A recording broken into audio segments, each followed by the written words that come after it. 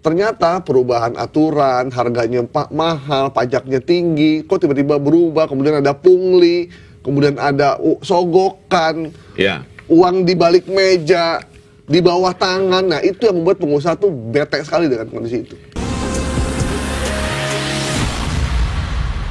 Sebenarnya banyak importer maupun wajib pajak tuh yang pengen kooperatif loh, Mas. Betul. Cuman kadang ternyata mereka dipersulit untuk disuruh cincai, itu problemnya. Iya, cerita-cerita kayak gitu memang sering terjadi. Makanya kemarin kita juga patut menaruh curiga, Cortex kok bermasalahnya berbulan-bulan. Padahal ininya, anggarannya triliunan. Secara IT triliunan, tapi kok bermasalah. Artinya apa? Ada yang terganggu dengan digitalisasi. Kenapa? Karena tidak ada lagi ruang-ruang untuk bernegosiasi di bawah tangan, gitu kan? Kalau kita orang berpikir begitu ya. Terus kemudian itu yang membuat orang juga bertanya, tax ratio kita kok selalu 10%, tidak pernah lebih dari itu. Kenapa?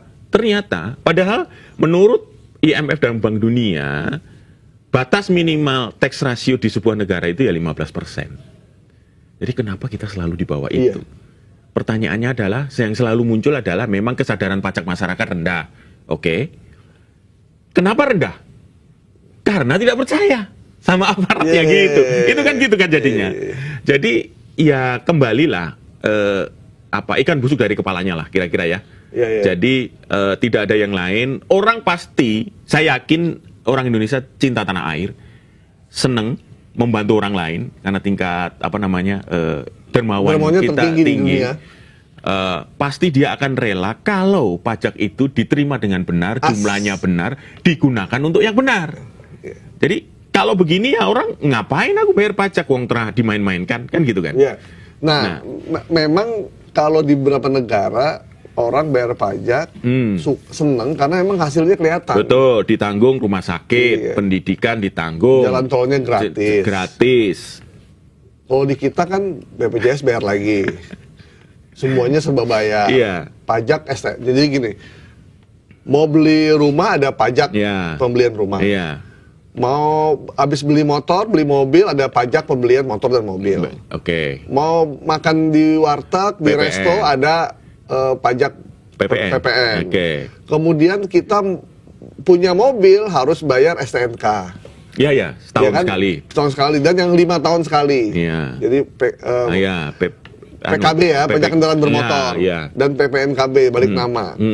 Beli rumah ada BPATB. Kita BPATB, kemudian ada PBB. Kemudian kalau kita punya warisan juga bayar pajak waris. Ngurus surat-surat semuanya harus bayar. Di luar kita wajib membayar pajak-pajak yang lain. Pajak penghasilan? Pajak penghasilan, gaji. Gitu. Dipajakin semua? Dipajakin semua, dan itu besar sekali jumlahnya. Media order untuk iklan. Duitnya belum masuk, pajaknya udah dipotong. Ada teman-teman UKM mengeluh, dia pernah dikumpulin dalam satu kabupaten gitu, berapa omset UKM-nya, karena kita mau bikin satu sistem, diungkapin lah tuh, 6 juta sebulan, langsung kena pajak. Oh ternyata tujuannya dikumpulin cuma buat pengen tahu omsetnya, padahal omset itu bisa turun naik gitu. Jadi memang ketika kita bayar pajak, kemudian baliknya kita macet ngurus sendiri, jalanan rusak, traffic light-nya juga tidak, sistemnya juga tidak jelas, kemudian beberapa hal pasarnya masih berantakan, sekolahnya masih rusak. Jadi kita bayar pajak buat apa gitu? Tambah satu lagi tuh, wak. Udah macet, dia minta didahulukan. Padahal kita itu taxpayer, pembayar pajak, yang bayar dia, pejabat gitu. Itu gimana gitu? Kalau 80% memang pemasukan dari pajak, artinya rakyat ini tuannya loh. Makanya, gimana mereka bisa pulang dengan macet, di jalanan yang sangat macet, dia tetap memaksa mencari jalan. Dengan saya nggak tahu tujuannya apa gitu. Nah, ini kan mesti dibalik semua ya. Artinya momentum dari lapor Purbaya ini menjadi penting agar reformasi perpajakan itu serius gitu. Reformasi perpajakan, dan ini kan memang tugas utama di Kementerian Keuangan kan. yang kementerian yang mengurus rumah tangga negara, yang tentu saja dia punya kewajiban untuk menertibkan di lingkungannya sendiri gitu. Dua hal yang memang sangat penting yaitu di pajak dan bea cukai. Jadi ada pengamat ngomong begini, ada dua hal yang harus kalau misalkan dua hal ini itu diurus dengan benar. Yeah. Satu, keuntungan dari pertambangan itu. Oh ya. Keuntungan dari pertambangan itu kalau tidak ada korupsi, itu setiap orang Indonesia, satu orang tuh bisa dapat 5 juta dalam sebulan. Kemudian yang kedua, kalau pajak dan urusan cukainya tidak dikorupsi oleh oknum aparat, itu pendapatan kita bisa 2 kali lipat dari yang kita dapat sekarang. Luar biasa. Kan gede banget, Mas. Artinya dengan memperbaiki ini pun target 8% itu bukan hal yang sulit. Ya.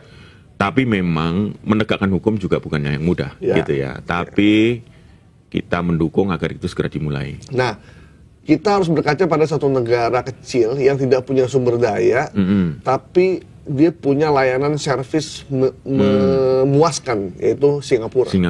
Singapura tidak punya batu bara, tidak punya minyak, tidak punya tumbuhan, perkebunan, segala macam. Dia cuma punya servis. Ya. Ada bandara, kemudian ada pelabuhan kecil, tapi seluruh barang negara-negara Asia yang ingin dikirim ke Amerika dan Eropa itu mesti lewat Singapura. Ya. Kenapa mesti lewat Singapura? Karena dia memberikan layanan yang prima. Jadi mulai dari bea masuknya, kemudian audit kontrol, kualitas segala macam harus lewat Singapura. Setelah itu baru bisa ke tempat lain. Pindahkan ke tempat lain. Nah, kalau Singapura aja bisa, harusnya kita juga bisa yang kayak gitu. Iya. Singapura hanya mengandalkan servis dan jasa pajak kok, Mas. Udah itu doang yang dia. Makanya banyak perusahaan yang punya bisnis di Asia Tenggara kantornya di sana. Iya. Karena apa? Kepastian hukumnya jelas, penegakan hukumnya jelas gitu. Kalau di kita semua serba nggak jelas. Di kita ada pajak 50, tapi bisa dibayar 25 saja. Nah, itu. Gitu. Bisa bayar 25, yang 5-nya diambil buat petugasnya. Nah, itu. Makanya ada yang bilang begini juga, seorang investor lah ya. Ada 3.000 triliun yang tidak masuk sistem keuangan negara. Uang beredar tuh di Indonesia. Ada yang ngomong 7.000 triliun. Itu berkali lipat dari APBN kita. Yeah. Bayangkan itu kalau bisa diambil. Itu nggak bertuan tuh ya? Nggak bertuan, karena memang tidak tercatat. Dan itu wilayah yang sangat abu-abu. Yeah. Gitu. Nah, inilah tugasnya Pak Purbaya. Tentu ya masyarakat harus membantu itu. Ada satu lagi, Mas, yang jadi concern dari Purbaya Yudi Sadewa, yaitu impor tekstil dan barang-barang ilegal dari Cina. Ya. Waktu itu dia sempat ke Tanah Abang. Kata dia di Tanah Abang atau di beberapa toko itu ada baju muslim. Itu baju muslim semuanya impor dari Cina. Batik juga begitu, sama. Sepatu atau baju-baju gelondongan yang besar-besar itu semuanya berasal dari Cina. Nah, ini yang akan dia berantas. Karena menurut dia, satu, dia masuk tidak membawa keuntungan apapun. Yang kedua, dia merusak industri tekstil di tanah air. Yang sudah pada tutup. Jadi double nih kerugian kita. Masuk negara nggak dapat apa-apa, masuk ke kantong-kantong pribadi. Kemudian keberadaan barang-barang itu membuat industri lokal tekstil mati semua. Pengangguran tinggi, kemudian dampaknya adalah ya kriminal tinggi, kesenjangan sosial, dan Purbaya harus bayar subsidi juga ke mereka. Berat lagi kan, ada BLT keluar lagi. Sementara ada orang yang menikmati nih rantai-rantai impor, para pemegang para pemburu rente yang dapat keuntungan dari impor ilegal ini. Pabriknya nggak ada. Sementara ada perusahaan-perusahaan dari Korea dan perusahaan dari lain yang datang ke Indonesia, bawa duit, buka pabrik tekstil, pabrik sepatu, disuruh bersaing dengan baju dari China yang harganya murah, disuruh bersaing, ya nggak bisa lah. Akhirnya tutup, pengangguran tinggi. Nah, ini yang terjadi sekarang nih. Mau sampai kapan kita begini terus? Iya, ini memang situasi ini memang sudah seharusnya segera diberantas ya. Karena dampaknya kemana-mana, dan saya yakin negara harus terus-menerus concern terhadap hal ini. Dan saya yakin juga masyarakat akan mendukung. Contohnya dari 15.900 laporan yang udah masuk, mungkin sekarang hari keberapa itu udah nambah 2 kali lipat kali ya. 2 kali lipat. Nah, mungkin gini ya, kita itu mulai membiasakan gini. Ini Pak Purbaya juga bagus ya.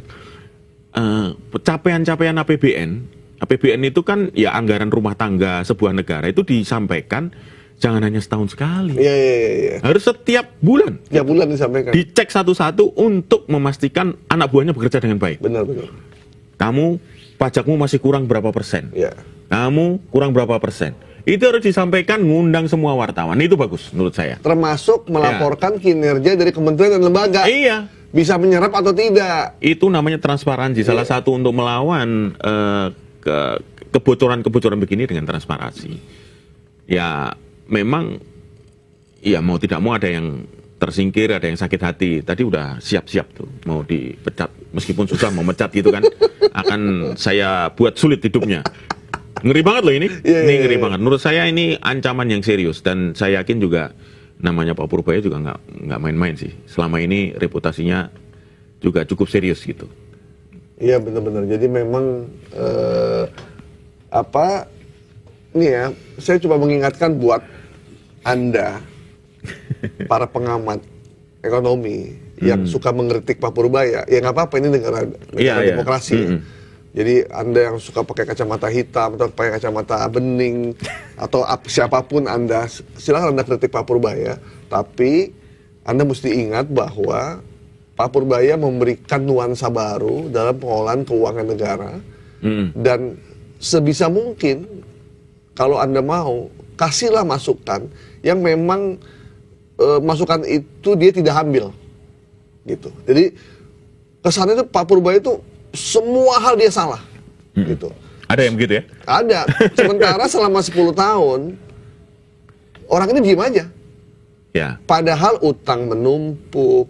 Ya. Rupiah juga tidak menguat, suku bunga tinggi, tidak pernah dikritik. Tapi begitu Purbaya melakukan perubahan, melakukan tracking terhadap situasi yang sekarang, Anda kritik habis-habisan seolah Purbaya itu manusia paling bodoh sedunia. Iya. Gitu. Jadi yang realistis saja. Setiap orang perlu dikontrol.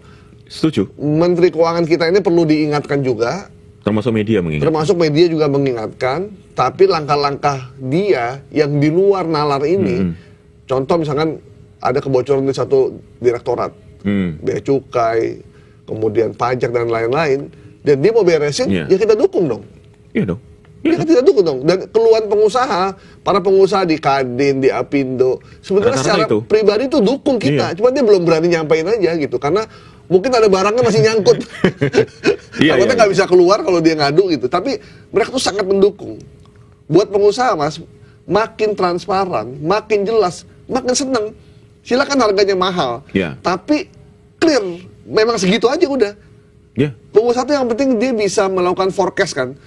Tahun depan pengeluaran gue segini, pajak segini, bikin segini, oke dia bisa atur tuh. Jadi pendapatan segini. Tapi dalam kenyataannya, ternyata perubahan aturan, harganya mahal, pajaknya tinggi, kok tiba-tiba berubah, kemudian ada pungli, kemudian ada sogokan, uang di balik meja, di bawah tangan. Nah itu yang membuat pengusaha tuh bete sekali dengan kondisi ini.